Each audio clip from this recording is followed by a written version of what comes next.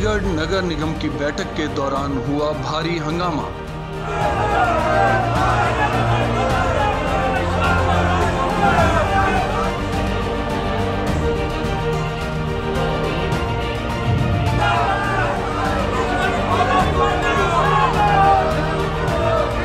Lions company की सेवाओं को लेकर कांग्रेस व आम आदमी पार्षदों ने किया हंगामा।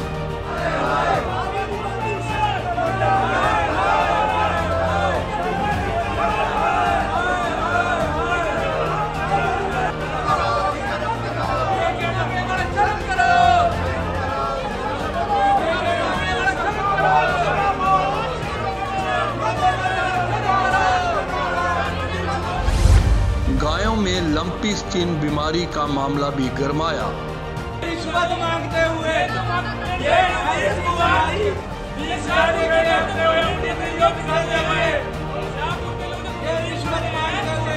चंडीगढ़ के लोगों से पैसे मांगते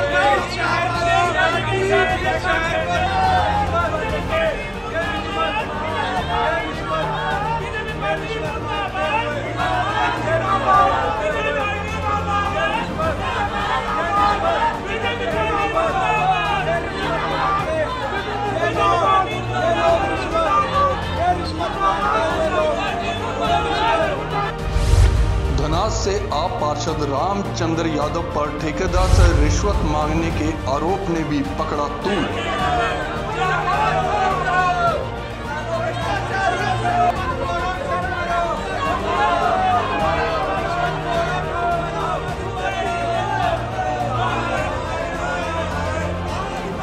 शहर के विकास और अन्य सुविधाओं से जुड़े हुए मुद्दों को लेकर हुई चर्चा। मीटिंग काफ़ी अच्छी चली है, काफ़ी गवर्नमेंट के एजेंडे चुने आए हैं।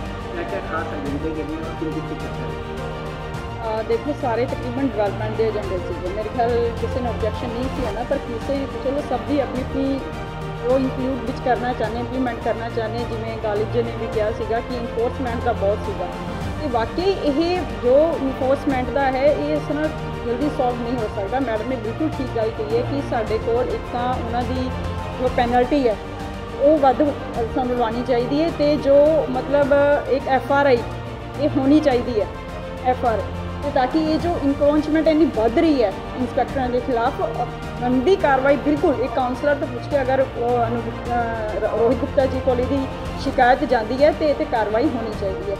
जिमें राम दरबार का स्पोर्ट्स का होया एक गऊशाला बिल्कुल मैं इस फेवर च जो बेजुबान जानवर गऊशाला है वो साड़ी रिस्पोंसिबिलिटी बनती है। तो हुण अगे गऊशाला का भी आएगा अगे रिपेयर मतलब जो भी उन्होंने असी करने हैं।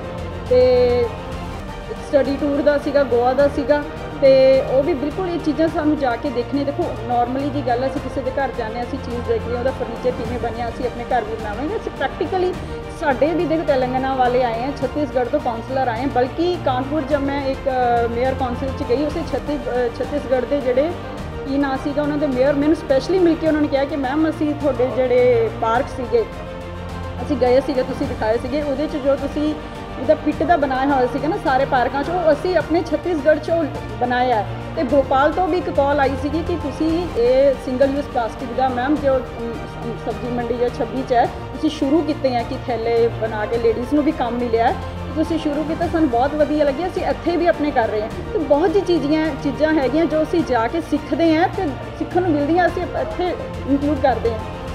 मैम ये स्टडी टूर ओनली गोवा जाएगा कि बॉम्बे भी जाएगा? बाद के रेजोल्यूशन सारे कह रहे थे काउंसलर कि बॉम्बे भी जाना चाहिए उससे भी बिल्कुल बिल्कुल हम ये 6 दिनों का मेरे ख्याल बने 4 दिन गोवा 2 दिन बॉम्बे का बने।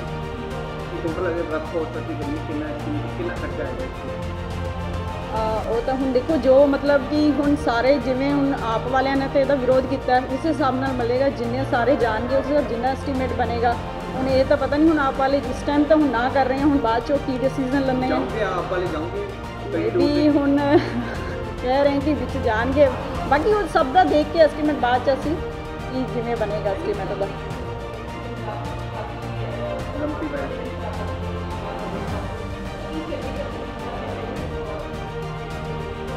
ਬਿਲਕੁਲ ਉਹ ਜਿਵੇਂ ਮੈਮ ਨੇ ਕਿਹਾ ਕਿ ਸਾਡਾ जो गौशाला का हैगा। सचिन, एक इम्पॉर्टेंट इशू आपने उठाया एनफोर्समेंट को लेकर, आपके वार्ड की आपने बात की और एक स्पेशल इंस्पेक्टर की आपने बात की है, आपको भी धमकी दी है, आपके साथ भी तहफुजाई हुई है, क्या ये पूरा मैटर था और PU, PGI और पैक में जो विकास नहीं हो पाता उसके लिए रिस्पॉन्सिबल था? ये कॉर्पोरेशन के अंदर एक एनफोर्समेंट विंग जो विभाग है जो चेकिंग करता है पूरे चंडीगढ़ के अंदर कि क्या इलीगल एक्टिविटीज़ हैं या कौन सी रेडी पड़ी या इलीगल चीज़ जो लगी हुई है, उसके बारे में जो यहाँ के इंस्पेक्टर्स हैं, यहाँ इनका रवैया इतना गलत है।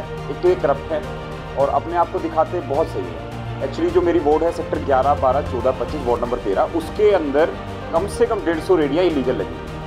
इलीगल रेडियो से ये हफ्ता वसूली करते हैं और हफ्ता वसूली ऐसे करते हैं कोई आम आदमी उसको पकड़ नहीं पाएगा, कोई नॉर्मल काउंसलर भी उसको नहीं पकड़ पाएगा, इतने प्रोफेशनल तरीके से करते हैं। हर 20 रेडी या 15 रेडी का एक इन्होंने सरदार बना रखा है, एक जो मुखिया है वो मुखिया पैसे कलेक्ट करता है उन 15 रेडियो से और इनको प्रोवाइड करता है। इनके आप हाल चाल देखेंगे, इनके पास 50-50 लाख की गाड़ियाँ हैं, इनका आप रहना सहना देखेंगे, आप कह नहीं सकते कि नॉर्मल कर्मचारी है। और जब आप इस चीज़ के खिलाफ आवाज़ उठाते हैं, आप जब लोगों को बोलते हैं कि लीगल शहर 66वें नंबर पे आ गया सफाई में, हम किसी वेंडर के खिलाफ नहीं, जो लीगल वेंडर है उसके हक में है। पर ये नहीं है कि एक वेंडर के 5 भाई और या उसकी पूरी रिश्तेदारी मिलकर 10 में काम करेंगे, इससे शहर खराब होता है। यही हाल हुआ। हमने आवाज़ उठाने की कोशिश करी, बोले बट जो एनफोर्समेंट के इन्वेस्टर थे उन्होंने क्या किया कि जितने लोगों को इकट्ठा करके उनको बोला कि आप एक मुहिम चला दोगे, गरीब को तंग कर देना। बट ऐसा नहीं था। पैसे भी ऑफर किए गए कि आप लाख रुपया 1.25 लाख रुपये महीने लें लोगों की तरफ से, बट हम ऐसी कोई हम ऐसा गलत काम करने आए ही नहीं। हम जनता की सेवा करने आए हैं। 17,500 रुपये हमें अलाउंस मिलता है और जो अफसर मिलता है इनको 1-1 लाख रुपये नौकरी के मिलते हैं। तो हम बोलते हैं कि 17.5 तो हमारे तेल का खर्चा भी नहीं पूरा होता, फिर भी हम ईमानदारी से राजनीति को लोगों की सेवा समझते हैं और ये लोग हमें प्रेशराइज करके कोशिश करते हैं कि इनकी आवाज़ को दबाया जाए। तो ऐसा वाक़या हुआ था। और एक और वाक़या हुआ था, एनफोर्समेंट के इंस्पेक्टर राजेश जी हैं, वो अपने आप को समझते पता नहीं क्या, वो अपने आप को सबसे बड़ा आदमी समझते हैं शायद शहर का, वो पार्शली रेड मारते हैं। जो आपका जानकार है उनका जानकार है उनको रेड नहीं मारेंगे, जो अननोन है रेडी वाले या कोई भी उनको रेड मारेंगे, उनसे फिर वो सामान उठा लेते हैं। और फिर जब उनसे पूछा जाता है कि आप पार्शली ऐसा काम क्यों करते हैं, वो कहते हैं कमिश्नर से बात करो। मैंने बोला कि हम अगर काउंसलर हर छोटी बात पे कमिश्नर को इन्वॉल्व करेंगे तो हमारी काउंसिल की वैल्यू क्या रहेगी। तो ऐसा ही पिछले एक महीने से चल रहा था। उसकी कंप्लेंट भी मैंने करी, बट MC कॉर्पोरेशन के हिसाब से उसका कोई भी रिप्लाई नहीं आया। तो आज हाउस में बात रखी गई है कि ये विभाग इतना पैसा करप्शन हो रही है, रेडी फड़ी वाले पैसा क्यों नहीं देते। यही कारण है क्योंकि वो इलीगल पैसा ये ले लेते हैं, इसलिए उनको ऊपर पैसे नहीं देते। आपको लगता है इंस्पेक्टर रजिस्ट्री की जाँच होनी चाहिए, जैसा मैडम ने बोला कि उसमें दिया जाएगा, उनसे आंसर लिए जाएंगे?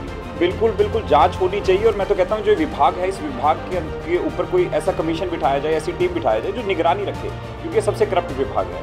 कहने की बातें होती हैं, बोलते प्रूफ लेके आओ, आज भी जैसे हाउस में हो उसमें बोल देते हैं कि हमारा हाथ नहीं। तो ये ऐसा रूल है कि या तो अगर आप उनके वोट ना लीजिए, अगर वोट लेते हैं तो उनको कोई ना कोई फैसिलिटीज़ प्रोवाइड कीजिए, ताकि वो भी शहर का अहम हिस्सा है। डॉक्टर्स रहते हैं PGI में, जो कितने स्टेट के लोग वहाँ पर आते हैं और अपना इलाज करवाते हैं, क्या हम उनको ये सुविधाएं दे रहे हैं जो लोग हमारी सेवा करते हैं। यूनिवर्सिटी प्रोमिनेंट यूनिवर्सिटी है जहाँ से मनमोहन सिंह जैसे देश के प्रधानमंत्री निकल के गए। पैक की ऐसा इंस्टीट्यूशन है जहाँ से इतने बड़े बड़े इंजीनियर निकल के गए, बट देते रिटर्न में हम उनको क्या है, कुछ भी नहीं। तो मैं यही चाहता हूँ, ये सबसे अलग और प्रोमिनेंट बोर्ड है शहर की, इस बोर्ड का ध्यान रखा जाए और इस बोर्ड के साथ कोई गलत चीज़ ना हो कि लोगों का कॉर्पोरेशन से या इस इलेक्शन सिस्टम से विश्वास उठ जाए कि आप वोट लेना होता है, बड़े बड़े वादे कर देते हैं, बोल देते हैं कि कुछ ना कुछ लेकर आएंगे, बट वोट के बाद ये संभालते हैं। अगर आपको सेटिस्फाई आंसर नहीं मिलता तो आप धरने में बैठेंगे? बिल्कुल मैंने बता दिया है कि अगर ये हफ्ते 10 दिन के अंदर कुछ नहीं होता तो मैं यही प्रोटेस्ट करने वाला हूँ, एजिटेशन करने वाला हूँ। क्योंकि देखिए, अगर कोई प्रशासन हमारी बात नहीं सुनता, एक ही हथियार है हमारे पास अपनी बात सुनाने का, कि हम एजिटेशन करेंगे कि आप हमें बताइए कि आप ऐसा क्यों नहीं कर सकते। नए से नया रूल, कोई यहाँ पर कोई बड़ा नेता आता है बाहर से, तो ये पैसा इतना पैसा आ जाता है कॉर्पोरेशन के पास, कहीं से भी खर्च देते हैं, सड़कें रेनोवेट हो जाती हैं, कुछ भी हो जाता है। पीछे अमित शाह जी आए थे, उनके 2-3 दिन का ही इतना पैसा इन्होंने खर्च कर दिया। क्या वही पैसा डेवलपमेंट में नहीं लग सकता लोगों की? तो कोई नेता आता है, कॉर्पोरेशन के पास पैसा आ जाता है खर्चने के लिए, बट आम लोगों की डिमांड पूरी करने के लिए पैसा नहीं होता। तो मेरा यही एक सवाल है कि लोगों को भी उतना ही महत्वपूर्ण समझिए, किसी के ओहदे या किसी की पोजीशन देख के लोगों को ऊंचा या छोटा बड़ा नहीं समझिए, कि सब बराबर है।